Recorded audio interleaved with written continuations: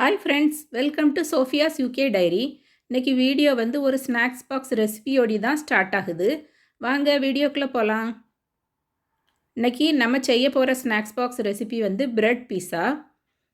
இது எப்படி செய்யலான்னு பார்க்கலாம் வாங்க. ஃபஸ்ட்டு ஒரு பிரெட் ஸ்லைஸ் எடுத்துக்கோங்க.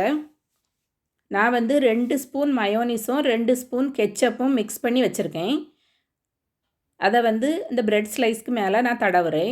உங்கள்கிட்ட வந்து பிஸா டாப்பிங் இருந்தால் நீங்கள் வந்து அதை யூஸ் பண்ணிக்கோங்க. இது வந்து பிரெட் ஸ்லைஸில் எல்லா இடத்துலையும் படும்படி ஈவனாக நல்லா தடவி விடுங்க.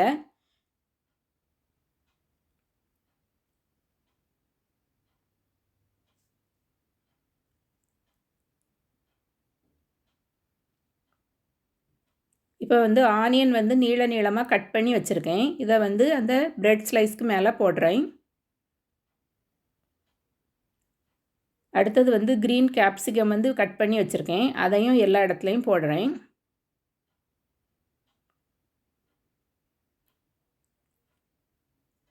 அடுத்தது வந்து ஆரஞ்சு கலர் கேப்சிகம் போட போகிறேன்.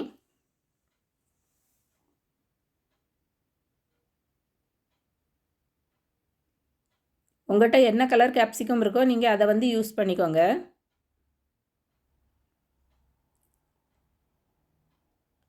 க்ரீன் கலர் ஆலிவ்ஸ் வந்து பாதி பாதியாக கட் பண்ணி வச்சுருக்கேன். அது வந்து நான் சேர்க்குறேன். உங்கள்கிட்ட வந்து பிளாக் கலர் ஆலிவ்ஸ் இருந்தால் நீங்கள் போட்டுக்கிடுங்க.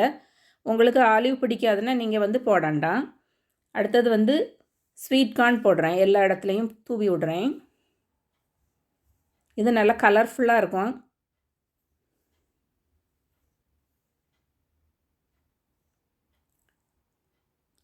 அடுத்தது வந்து துருவி வச்சுருக்க சீஸ் போடுறேன். நீங்கள் செடார் சீஸ் எது வேணாலும் யூஸ் பண்ணிடலாம். நான் வந்து மொசரல்லா சீஸ் யூஸ் பண்ணுறேன். சீஸ் வந்து நிறைய போட்டால் நல்லா டேஸ்ட்டு நல்லாயிருக்கும். அதனால எல்லா இடத்துலையும் நல்லா நிறைய போடுங்க. கார்னர்லலாம் நல்லா போட்டு நல்லா ஃபில் பண்ணிடுங்க.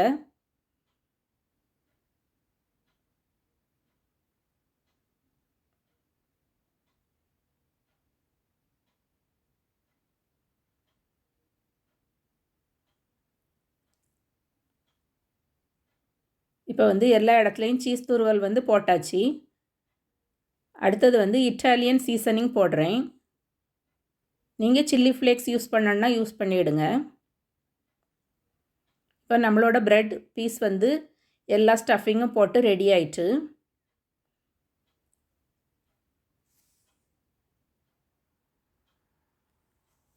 இதை வந்து அவனில் வச்சு இந்த சீஸ் வந்து நல்லா மெல்ட் ஆகிறது வரை வச்சு எடுக்கணும். நான் வந்து அவனில் ஒரு 5 to 7 மினிட்ஸ் வச்சு எடுத்தேன். எனக்கு வந்து ரெடி ஆகிட்டு. இந்த சீஸ்லாம் நல்லா மெல்ட் ஆகி வந்திருக்கு பாருங்கள். நீங்கள் உங்கள் அவனில் எவ்வளோ டைம் ஆகுமோ பார்த்து எடுங்க. சீஸ் மெல்ட் ஆகிறது வரை வச்சா போதும். இந்த சைட்லாம் நல்லா கிறிஸ்பியாக சூப்பராக வந்துருந்துச்சு. சீஸ்லாம் எப்படி மெல்ட் ஆகிருக்குன்னு பாருங்கள். நான் வந்து ஸ்நாக்ஸ் பாக்ஸில் வைக்கிறதுக்காக 2ஆக கட் பண்ணி வச்சுருக்கேன். இப்போ உங்களுக்கு அதை எடுத்து காட்டுறேன் பாருங்கள் எப்படி இருக்குன்னு.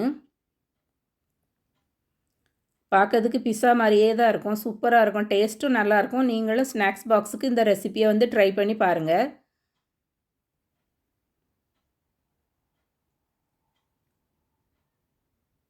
இது எல்லாம் மதர்ஸ் டேக்காக என் பொண்ணு எனக்கு வாங்கி தந்த கிஃப்ட்டுங்க. ஃபஸ்ட்டு இருக்கிறது வந்து ஒரு ஜூஸ் கிளாஸ் மாதிரி இருக்குது. அதுக்குள்ளே வந்து கேண்டில் இருக்குது. இது வந்து கொளுத்தி வச்சா வீடெல்லாம் நல்லா வாசமாக இருக்கும். இல்லைன்னா நம்ம டெக்கர் பீஸா கூட யூஸ் பண்ணிடலாம். இது வந்து ஒரு ஆர்டிஃபிஷியல் ட்ரீ தான். ஆனால் அந்த கலர் எவ்வளோ அழகாக இருக்குதுன்னு பாருங்கள். அதில் லவ்லி மாம்னு எழுதியிருக்கு. இது வந்து முட்டை வச்சு டிஸ்ப்ளே பண்ணக்கூடியது. இது வீடியோக்கு யூஸ் பண்ணலான்னு சொல்லி வாங்கி தந்திருக்கா. இது வந்து லசானியாலாம் பண்ணலாம். இல்லைன்னா ஏதாவது கூட்டெலாம் வச்சு டைனிங் டேபிளில் வைக்கிறதுக்கும் சூப்பராக இருக்கும். இது வந்து அவனில் வைக்கலாம் அந்த பாத்திரம். இது எல்லாமே எனக்கு ரொம்ப பிடிச்சிருந்து. கலர் எல்லாமே நல்லா சூப்பராக இருந்துச்சு. உங்களுக்கு இதில் எது ரொம்ப பிடிச்சிருக்குன்னு கமெண்டில் சொல்லுங்கள். இப்போ வந்து ஈவினிங் ஆகிட்டு ஈவினிங் ஸ்நாக்ஸ்க்காக பன்னீர் வச்சு ஒரு பக்கோடா பண்ணலான்னு சொல்லிட்டு எடுத்திருக்கேன். பன்னீரை வந்து இப்படி எந்த சதுரமாக வெட்டியிருக்கேன். அது வந்து இந்த திக்னஸில் வெட்டிடுங்க.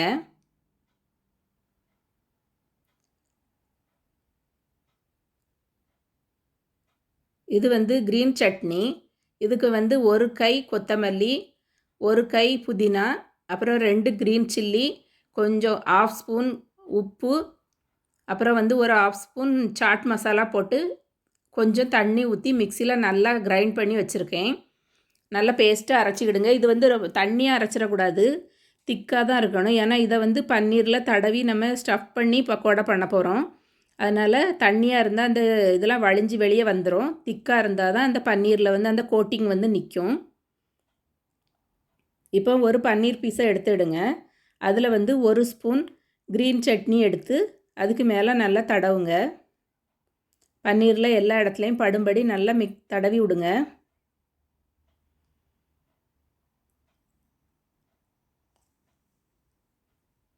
தடவி முடித்த உடனே இன்னொரு பன்னீர் பீஸை எடுத்து அதை வந்து மூடி வச்சுருங்க. இப்படி எல்லா பீஸையும் இதே மாதிரி ரெடி பண்ணுங்கள். பன்னீர் பீஸை எடுத்து அதுக்கு மேலே க்ரீன் சட்னி தடவி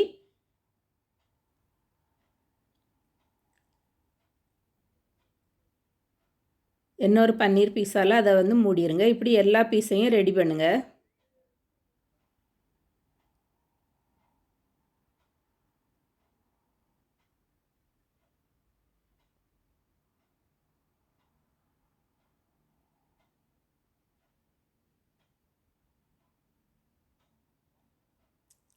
இது வந்து கொஞ்சம் ஒல்லியாகவே வெட்டிக்கிடுங்க. ஏன்னா நம்ம ஒரு பன்னீர் பீஸ்க்கு மேலே இன்னொரு பன்னீர் பீஸ் வச்சு போடுறதுனால தடியாக வெட்டினா வேறு ரொம்ப இதாயிரும்.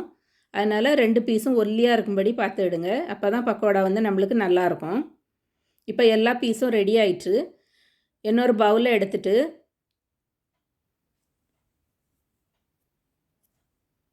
அதில் வந்து 2 டேபிள் ஸ்பூன் கடலை மாவு போட்டிருக்கேன்.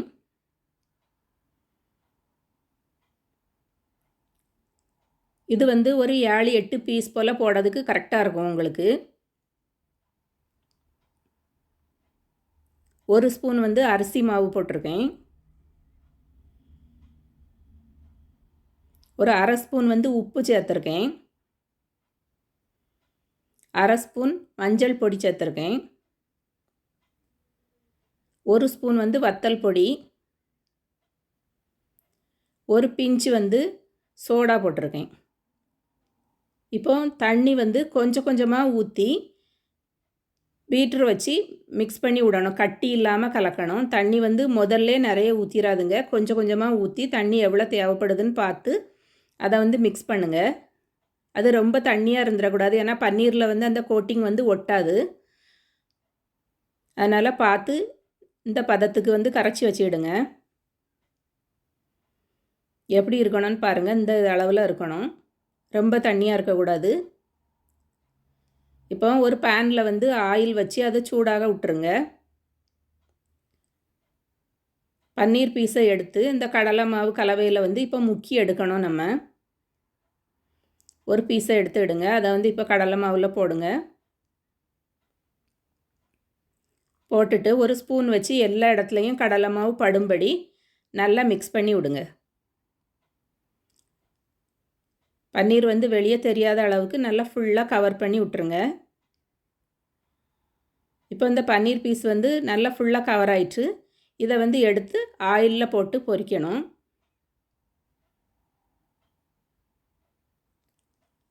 ஆயிலில் பொரித்து எடுத்தால் நம்மளோட பன்னீர் பக்கோடா ரெடி ஆயிரும். இது சூப்பராக இருக்கும்.